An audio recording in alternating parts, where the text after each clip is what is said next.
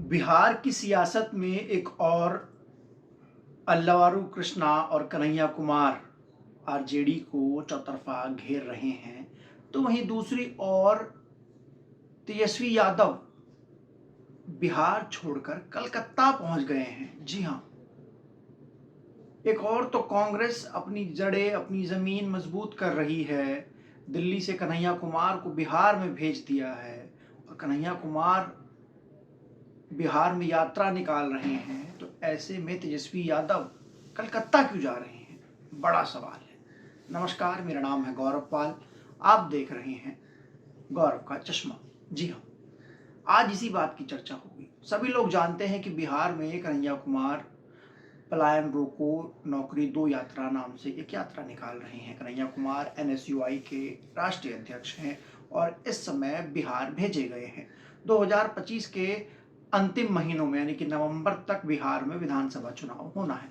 बिहार में विधानसभा चुनाव से पहले कांग्रेस अपनी पुरजोर तैयारी करने में लगी हुई है।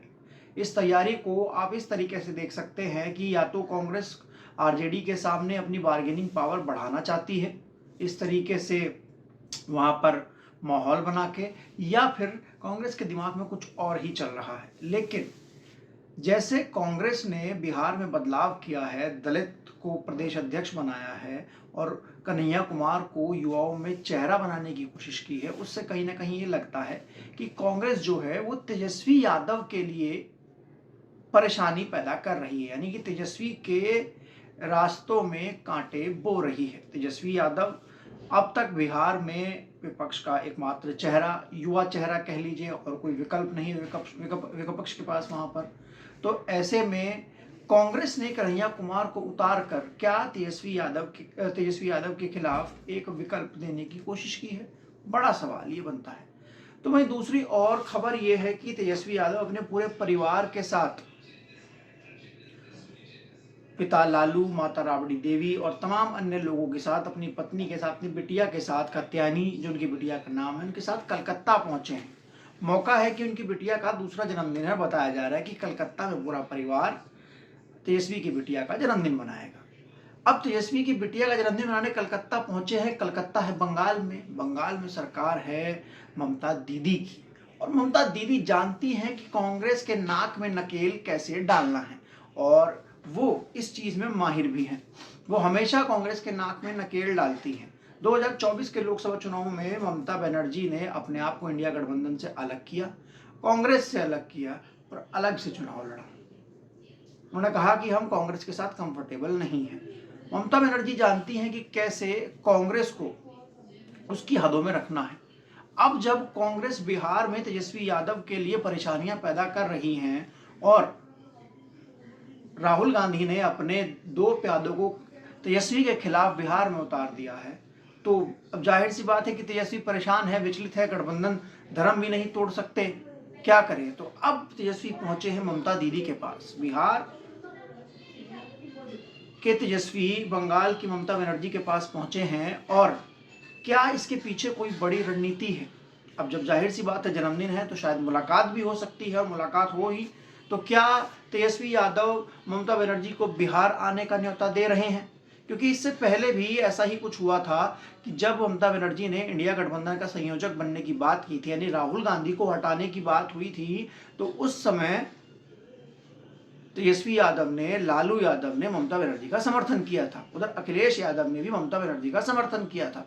तो क्या अब कांग्रेस के विकल्प में तेजस्वी यादव ममता बनर्जी को बिहार ला रहे हैं, या फिर तेजस्वी यादव ममता बनर्जी के साथ खुद को दिखाकर कांग्रेस को झटका देने की कोशिश कर रहे हैं कि आप अगर बिहार में हमारे क्षेत्र में हस्तक्षेप कीजिएगा तो फिर सेंट्रल लेवल पर हम सब लोग इकट्ठा होकर ममता बनर्जी को आगे बढ़ा देंगे, यानी इंडिया गठबंधन के संयोजक बनाने की बात कर लेंगे। क्योंकि इससे पहले भी इंडिया गठबंधन के संयोजक बनने की बात हुई है। या फिर ममता बनर्जी को इनवाइट करने के लिए तेजस्वी यादव पहुंचे हैं कलकत्ता की आप आइए हमारे साथ चुनाव लड़िए, और कांग्रेस का दावा दाबिए। क्योंकि कांग्रेस जो है वो भाजपा और जेडीयू से नहीं, हमसे लड़ने के लिए वहां पहुंची है। ये सारी चीजें हैं जो कि इस समय बिहार की सियासत में चल रही हैं। अब देखना यह है कि ममता दीदी क्या तेजस्वी यादव को सलाह देती है जिससे वो कांग्रेस को थोड़ा सा दबा पाए। जो कांग्रेस के कन्हैया कुमार इस समय बिहार में घूम घूम कर चारों तरफ धान बो रहे हैं, या फिर ये कह लीजिए कि एक तरीके से तेजस्वी यादव के समकक्ष एक और युवा नेता खड़ा करने की कोशिश वहां पर की जा रही है। और कहीं ना कहीं ये दिखाया जा रहा है कि देखिए तेजस्वी यादव की कन्हैया कुमार जो हैं वो जेएनयू से आए हैं, पढ़े लिखे नेता हैं, पीएचडी की है, ये है वो है, यात्रा निकाल रहे हैं, नौकरी की बात कर रहे हैं। और ऐसे में जो बिहार का एक युवा वर्ग है वो उसके सामने ये दिखाया जा सके कि और दूसरी और तेजस्वी हैं जो कि 9वीं फेल हैं।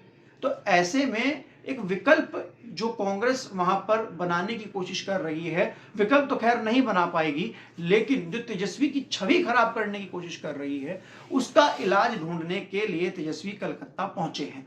और अब ये देखना है कि आगे इस चुनाव में क्या होता है। जिस तरीके से पप्पू यादव को कांग्रेस पहले फेस बनाना चाह रही थी बिहार में, लेकिन तेजस्वी यादव और लालू यादव की वजह से नहीं बना पाई, क्योंकि तेजस्वी यादव और लालू यादव जानते हैं कि अगर और कोई लोकप्रिय यादव नेता विपक्ष की ओर से आएगा तो उनके वोट बैंक पर असर पड़ेगा। हालांकि कन्हैया कुमार के साथ एक डिसएडवांटेज ये है, वो भूमिहार कम्युनिटी से आते हैं और वो अपनी कम्युनिटी का 1% भी वोट जो है वो कांग्रेस को नहीं दिलवा सकते, लेकिन ये है कि वो लहर और माहौल बना सकते हैं टीवी पर।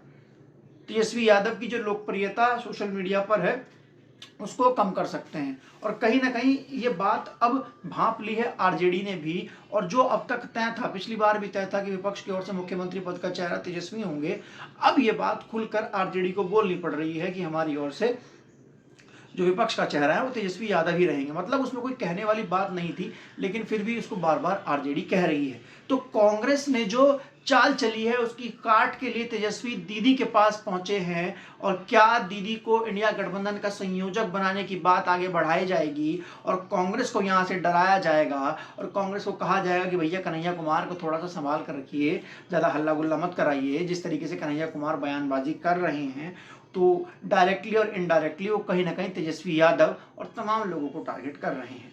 आपको ये विश्लेषण कैसा लगा और क्या लगता है आपको कि क्या अगर आरजेडी और ममता बनर्जी यानी कि लालू, तेजस्वी और ममता बनर्जी साथ में आते हैं तो क्या इससे नुकसान होगा कांग्रेस को?